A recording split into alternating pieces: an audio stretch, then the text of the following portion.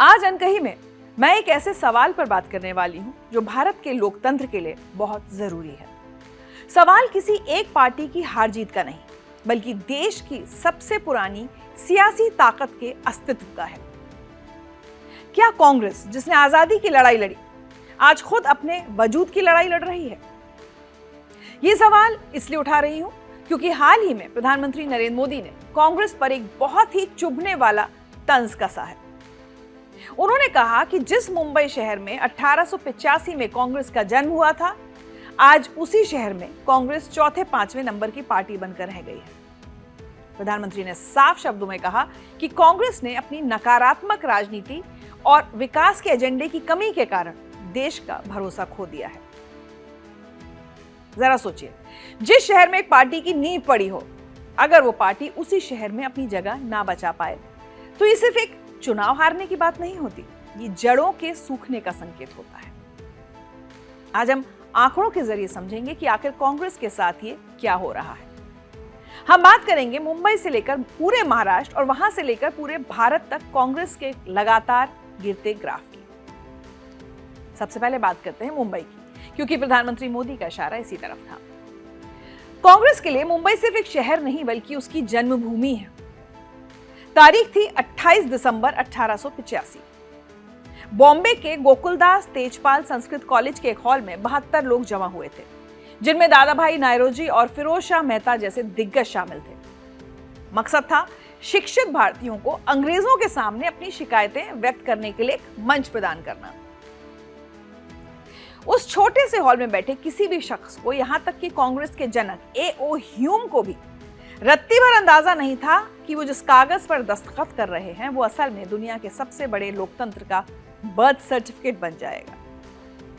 वो एक छोटी सी चिंगारी थी जो बाद में आजादी की मशाल बनी। लेकिन विडंबना देखिए, जिस मुंबई ने कांग्रेस को जन्म दिया, जिस शहर ने उसे पाल पोस कर बड़ा किया, आज उसी शहर में कांग्रेस अपनी आखिरी सांसें गिन रही है। बीएमसी चुनाव, जो मुंबई की नब्ज माने जाते हैं, वहां के आंकड़े किसी भी पुराने कांग्रेसी को परेशान कर सकते हैं। अगर हम पीछे मुड़कर देखें तो साल 2007 में कांग्रेस के पास बीएमसी में 75 सीटें थी। एक सम्मानजनक आंकड़ा था, लेकिन उसके बाद जो गिरावट शुरू हुई वो थमी नहीं। साल 2012 में यह आंकड़ा गिरकर 52 पर आ गया, यानी 5 साल में ही करीब 23 सीटों का नुकसान। लेकिन कहानी यहां खत्म नहीं होती। 2017 आते आते कांग्रेस 31 सीटों पर सिमट गई, और अगर हम ताजा आंकड़ों की बात करें तो 2026 के बीएमसी चुनावों में कांग्रेस चौथे स्थान पर खिसक गई है और उसे केवल 24 सीटें मिली हैं। जरा इस गिरावट को समझिए। 19 साल के अंदर कांग्रेस 75 सीटों से लुढ़कते लुढ़कते 24 पर आ गई है। ये आंकड़े चीख चीख कर बता रहे हैं कि मुंबई की जनता ने कांग्रेस से मुंह मोड़ लिया है। अब मुंबई से बाहर निकलकर पूरे महाराष्ट्र की तस्वीर देखते हैं। महाराष्ट्र भारत की राजनीति में बहुत बड़ा वजन रखता है। यहाँ के विधानसभा चुनावों में कांग्रेस का जो हाल हुआ है वो और भी ज्यादा चिंताजनक है। हमें 2019 और 2024 के चुनावों की तुलना करनी होगी, तभी असली सच सामने आएगा। साल 2019 में जब विधानसभा चुनाव हुए थे, तब कांग्रेस ने एनसीपी के साथ गठबंधन में चुनाव लड़ा था। उस समय कांग्रेस ने 44 सीटें जीती थी। हालांकि तब भी वो राज्य में चौथे नंबर की पार्टी थी, लेकिन कम से कम उसके पास 44 विधायकों की ताकत थी और एक मजबूत विपक्ष की भूमिका थी। लेकिन 2024 आते आते तस्वीर पूरी तरह बदल गई। इस बार कांग्रेस महाविकास अघाड़ी गठबंधन का हिस्सा थी। उम्मीद थी कि उद्धव ठाकरे और शरद पवार के साथ मिलकर कांग्रेस कुछ कमाल करेगी, लेकिन नतीजे आए तो सब हैरान रह गए। 2024 में कांग्रेस 44 से गिरकर सीधे 16 सीटों पर आ सिमटी। सिर्फ 16 सीटें। आप अंदाजा लगा सकते हैं कि गिरावट कितनी बड़ी है। इस प्रदर्शन के साथ कांग्रेस अब महाराष्ट्र में 5वें नंबर की पार्टी बन गई है। उससे आगे बीजेपी है, शिंदे गुट की शिवसेना है, अजित पवार की एनसीपी है और उद्धव ठाकरे की सेना भी है। 5वें नंबर पर आना यह बताता है कि महाराष्ट्र की राजनीति में कांग्रेस अब एक प्रमुख खिलाड़ी तो दूर दूर तक नहीं है, बल्कि एक कमजोर कड़ी बन गई है। लेकिन दिलचस्प बात यह है कि यही कांग्रेस पूरे महाराष्ट्र में 2869 नगर निकाय सीटों में से 528 सीटों पर चुनाव लड़ी और 324 सीटें जीती। इसका मतलब है कि कांग्रेस का विनिंग रेट 61% रहा, जो मुंबई की तुलना में काफी बेहतर है। इसके अलावा लातूर नगर निगम में कांग्रेस ने वंचित बहुजन अघाड़ी के साथ मिलकर 70 में से 43 सीटों पर जीत हासिल की। तो कांग्रेस के लिए ये एक राहत देने वाली खबर थी। लेकिन 1 या 2 नगर निकायों की जीत पूरे राज्य में विधानसभा और बीएमसी जैसी बड़ी हार को छुपा नहीं सकती। एक समय था जब महाराष्ट्र, खासतौर पर मुंबई, कांग्रेस का किला हुआ करता था। लेकिन आज वही पार्टी अपने घर में चौथे 5वें नंबर पर संघर्ष कर रही है। क्या ये सिर्फ एक संयोग है या फिर सच में कांग्रेस की नीतियों से जनता का मोह भंग हो चुका है? यही सवाल प्रधानमंत्री नरेंद्र मोदी ने भी उठाया और कांग्रेस पर तंज कसा। सुनिए उन्होंने क्या कहा। इन चुनावों का एक और संदेश है,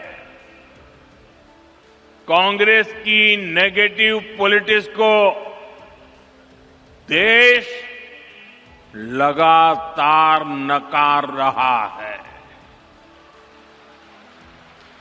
जिस मुंबई शहर में कांग्रेस का जन्म हुआ था, वहां वो आज चौथे या 5वें नंबर की पार्टी बन गई है। जिस महाराष्ट्र पर कांग्रेस ने सालों तक शासन किया, वहां कांग्रेस पूरी तरह से सिमट गई है। प्रधानमंत्री मोदी असम के कालियाबोर में एक रैली को संबोधित कर रहे थे जब उन्होंने कांग्रेस पर यह तीखा प्रहार किया। असम में भी कांग्रेस की स्थिति बेहद खराब रही है। जिस राज्य में कांग्रेस की दशकों तक सरकार रही, आज वहां बीजेपी का पूर्ण बहुमत है। अब यहां एक बड़ा सवाल खड़ा होता है, क्या कांग्रेस अब एक पैन इंडिया पार्टी यानी पूरे देश की पार्टी से सिमटकर सिर्फ एक गठबंधन सहयोगी बनकर रह गई है? क्या क्षेत्रीय पार्टियां अब कांग्रेस को अपने लिए बोझ मानने लगी हैं? सवाल कड़वा है लेकिन पूछना जरूरी है। अब देखिए, महाराष्ट्र हो, उत्तर प्रदेश हो, बिहार हो या पश्चिम बंगाल, ये देश के वो बड़े राज्य हैं जो तय करते हैं कि दिल्ली की गद्दी पर कौन बैठेगा। और इन सभी राज्यों में कांग्रेस आज अपने दम पर चुनाव लड़ने की स्थिति में नहीं है। उसे वहां की क्षेत्रीय पार्टियों की बैसाखी यानी अलायंस डिपेंडेंसी की जरूरत पड़ रही है। उत्तर प्रदेश में वो समाजवादी पार्टी के भरोसे है, बिहार में आरजेडी के पीछे चलती है और पश्चिम बंगाल में तो उसका अस्तित्व ना के बराबर है। जब एक राष्ट्रीय पार्टी को बड़े राज्यों में क्षेत्रीय दलों के सहारे की जरूरत पड़ने लगे तो समझ लीजिए कि उसकी अपनी जमीन खिसक चुकी है। कई राजनीतिक विश्लेषक अब ये मानने लगे हैं कि क्षेत्रीय दल कांग्रेस को साथ तो रखते हैं, लेकिन वो उसे ड्राइविंग सीट देने को तैयार नहीं। उन्हें लगता है कि कांग्रेस का अपना वोट बैंक बचा नहीं है और गठबंधन में उससे ज्यादा सीटें देने का मतलब अपनी हार को न्योता देना। क्या यही वजह है कि कांग्रेस को अब जूनियर पार्टनर बनकर संतोष करना पड़ रहा है? अब एक और पैटर्न पर गौर करते हैं जो कांग्रेस के लिए खतरे की घंटी है। डायरेक्ट फाइट सिंड्रोम यानी सीधी लड़ाई। आंकड़े गवाह हैं कि जहां जहां कांग्रेस का सीधा मुकाबला भारतीय जनता पार्टी से होता है, वहां उसका प्रदर्शन बेहद खराब रहता है। मध्य प्रदेश, राजस्थान, छत्तीसगढ़ और गुजरात, ये वो राज्य हैं जहां कोई बड़ा क्षेत्रीय दल नहीं है। मुकाबला सीधा कांग्रेस और बीजेपी के बीच होता है। 2023 और 2024 के नतीजे उठाकर देख लीजिए। इन राज्यों में कांग्रेस का स्ट्राइक रेट बेहद कमजोर रहा है। ऐसा लगता है जैसे सीधी लड़ाई में आते ही कांग्रेस बीजेपी के सामने सरेंडर कर देती है। वहीं दूसरी तरफ देखिए, जब बीजेपी का मुकाबला क्षेत्रीय दलों से होता है, जैसे पश्चिम बंगाल में तृणमूल कांग्रेस, उत्तर प्रदेश में समाजवादी पार्टी या दिल्ली में आम आदमी पार्टी, तो वहां बीजेपी को कड़ी टक्कर मिलती है और कई बार हार भी। तो आखिर ऐसा क्यों है? क्यों ममता बनर्जी या अरविंद केजरीवाल बीजेपी को हरा सकते हैं या कड़ी टक्कर दे सकते हैं, लेकिन कांग्रेस नहीं? क्या कांग्रेस के पास बीजेपी के हिंदुत्व और विकास के मिक्स नैरेटिव का कोई जवाब नहीं है?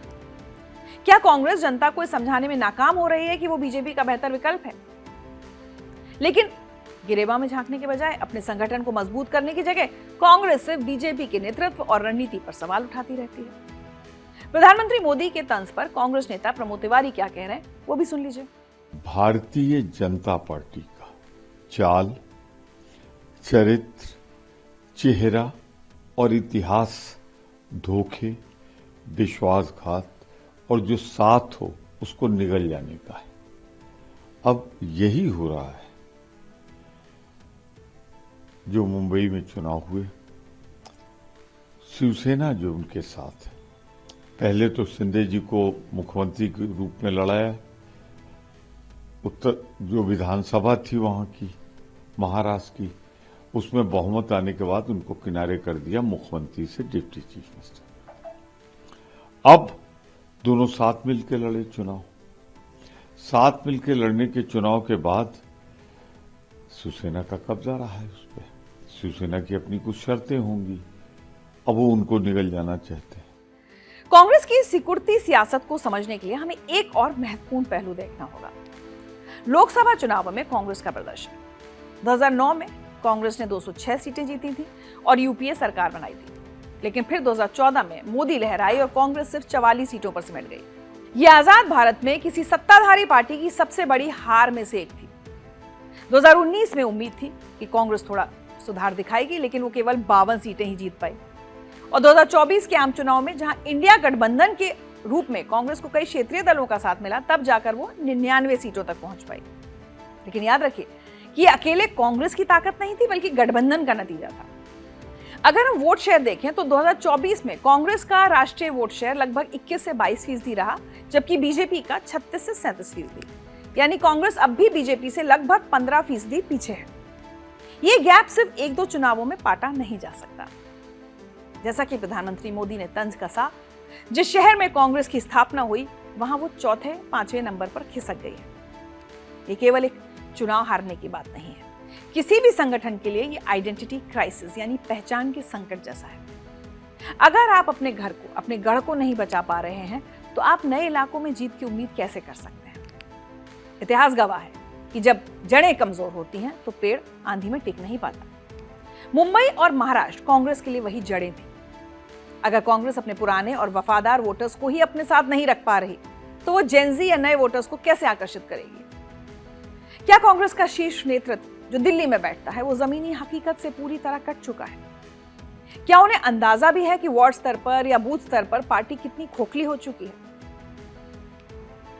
एक बड़ी समस्या यह भी है कि कांग्रेस ने सोशल मीडिया की ताकत को बहुत देर से समझा। बीजेपी ने 2014 से ही सोशल मीडिया को एक हथियार की तरह इस्तेमाल किया। जब WhatsApp groups, Facebook pages, Twitter trends, हर जगह बीजेपी का नैरेटिव फैल रहा था, कांग्रेस इस मोर्चे पर बहुत पीछे रही। आज के युवा वोटर जो 18 से 35 साल की उम्र के हैं, वो अखबार और टीवी से ज्यादा यूट्यूब, इंस्टाग्राम और एक्स पर जानकारी लेते हैं। इन सोशल मीडिया प्लेटफॉर्म पर कांग्रेस की मौजूदगी कमजोर रही है। इसका नतीजा हुआ है कि युवा वोटर्स को कांग्रेस पुरानी और बेकार पार्टी लगने लगी है, जबकि बीजेपी को आधुनिक और एक्टिव पार्टी के तौर पर देखा जाता है। एक वक्त वो भी था जब कश्मीर से कन्याकुमारी तक पूरा देश कांग्रेस के हाथ में था, लेकिन आज अगर आप भारत का राजनीतिक नक्शा देखेंगे तो कांग्रेस ना आपको ढूंढनी पड़ेगी, क्योंकि ये पार्टी केवल 3 से 4 राज्यों तक सिमट कर रह गई है, जैसे कर्नाटक, तेलंगाना और हिमाचल प्रदेश। कर्नाटक में 2023 में कांग्रेस ने शानदार वापसी की और 135 सीटें जीतकर सरकार बनाई।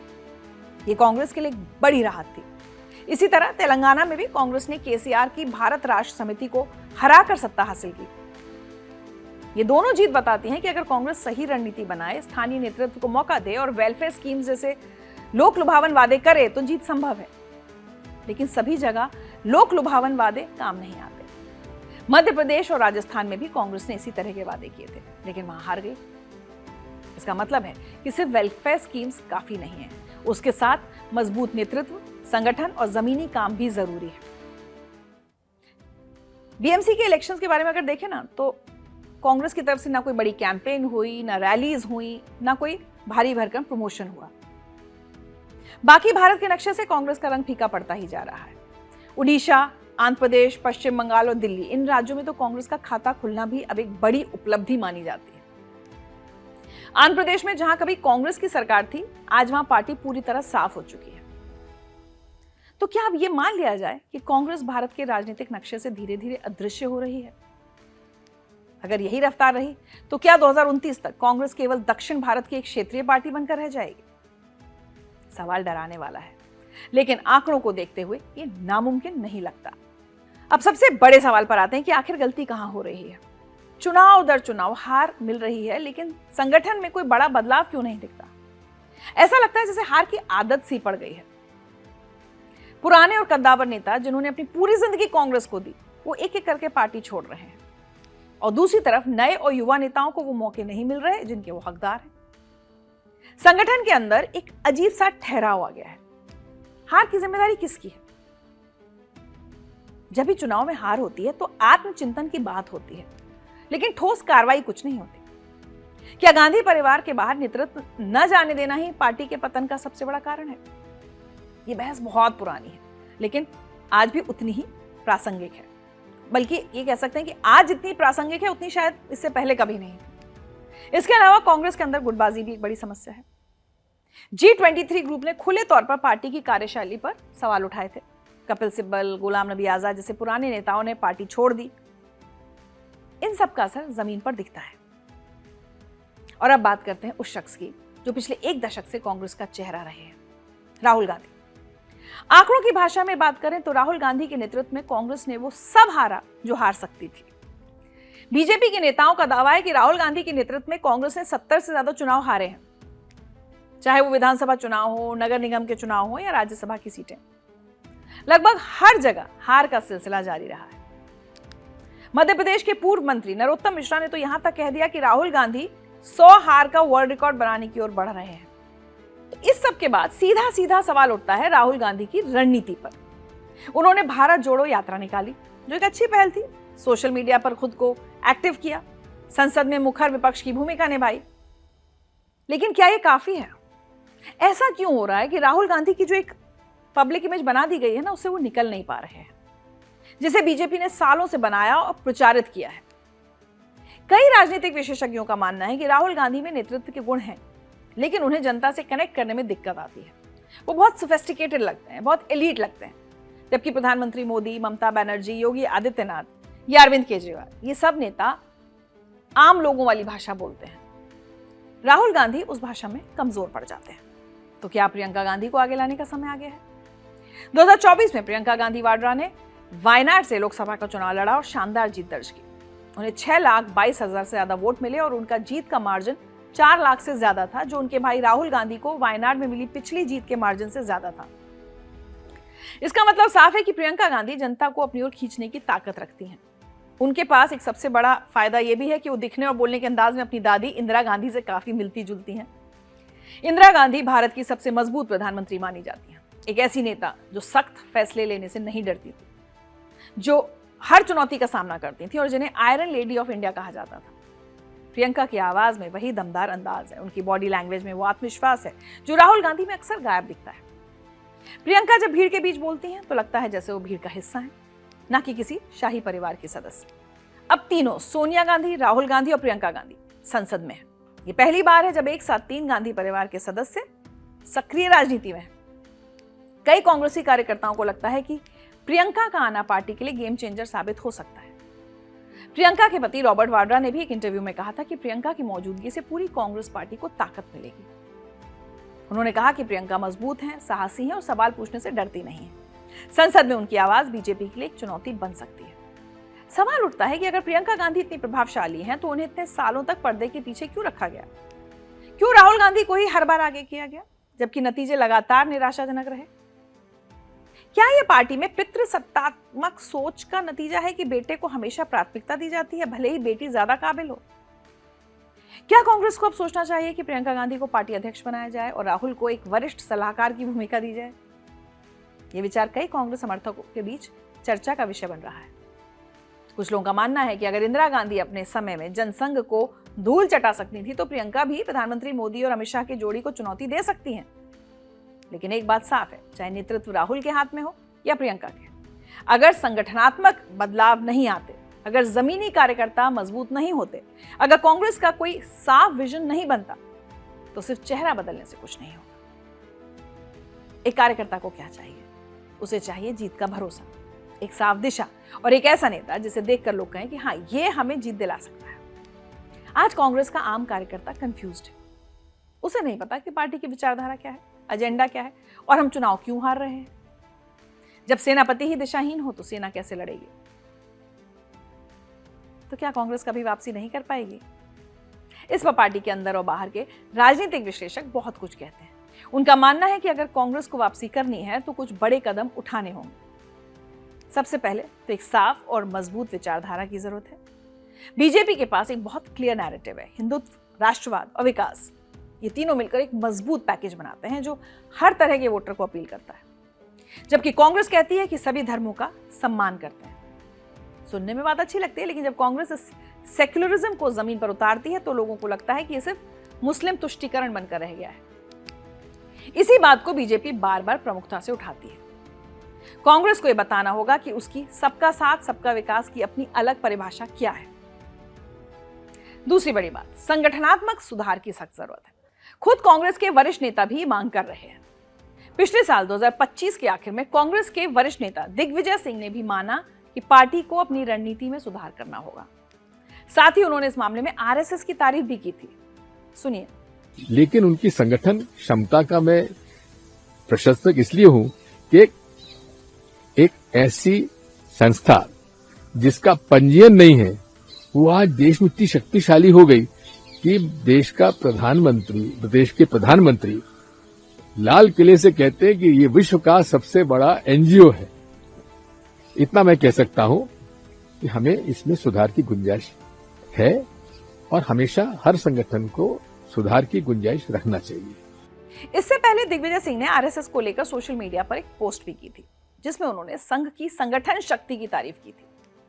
इस पर कांग्रेस के वरिष्ठ नेता शशि थरूर ने भी दिग्विजय सिंह का समर्थन किया। तीसरी अहम बात, युवा और नए नेतृत्व की तलाश। कांग्रेस को लंबे समय के लिए गांधी परिवार के अलावा नए और युवा नेतृत्व की तलाश करनी होगी। पार्टी को खुद को इस नए दौर की राजनीति के हिसाब से फिर से गढ़ना होगा। खासतौर पर राज्य स्तर पर मजबूत जनाधार वाले युवा नेता खड़े करने होंगे, क्योंकि राज्यों की राजनीति पर मजबूत पकड़ ही राष्ट्रीय स्तर पर वापसी की कुंजी है। और चौथी बात, डिजिटल दुनिया में मजबूती। हालांकि इस पर विशेषज्ञ सीधे तौर पर कम बात करते हैं, लेकिन ये साफ है कि आज का युवा वोटर सोशल मीडिया, यूट्यूब और इंस्टाग्राम पर ज्यादा एक्टिव है। बीजेपी ने इस मोर्चे पर बहुत मजबूती से काम किया है। कांग्रेस को भी इस दिशा में गंभीरता से काम करना होगा। हमारा मानना है कि लोकतंत्र में विपक्ष का होना उतना ही जरूरी है जितना सरकार का। कांग्रेस का कमजोर होना सिर्फ एक पार्टी का नुकसान नहीं है, देश के लोकतंत्र में एक खालीपन पैदा करता है। प्रधानमंत्री का ताना अपनी जगह सही हो सकता है, लेकिन कांग्रेस के लिए एक आईना होना चाहिए। क्या कांग्रेस को यह एहसास भी है कि वो वेंटिलेटर पर है, या फिर वो अब भी इसी खुशफहमी में है कि हम तो वो पार्टी हैं जिसने देश को आजादी दिलाई थी? याद रखिए, इतिहास की किताबों में रहने के लिए इतिहास बनाना पड़ता है, और फिलहाल तो कांग्रेस खुद इतिहास बनती जा रही है। लेकिन कर्नाटक और तेलंगाना की जीत बताती है कि खेल खत्म अभी हुआ नहीं है। अगर कांग्रेस अपने अंदर की गंदगी साफ करे, नए नेतृत्व को मौका दे, जमीनी संगठन मजबूत करे, तो शायद 2029 में तस्वीर बदल सकती है। लेकिन अगर यही रवैया रहा तो शायद कांग्रेस सिर्फ दक्षिण भारत की एक छोटी पार्टी बनकर रह जाएगी, या फिर पूरी तरह से ही खत्म हो जाएगी। आप कांग्रेस की इस राजनीतिक यात्रा के बारे में क्या सोचते हैं? क्या कांग्रेस 2029 तक खुद को पुनर्जीवित कर पाएगी या क्षेत्रीय पार्टियों में विलीन हो जाएगी? क्या गांधी परिवार को नेतृत्व छोड़ देना चाहिए?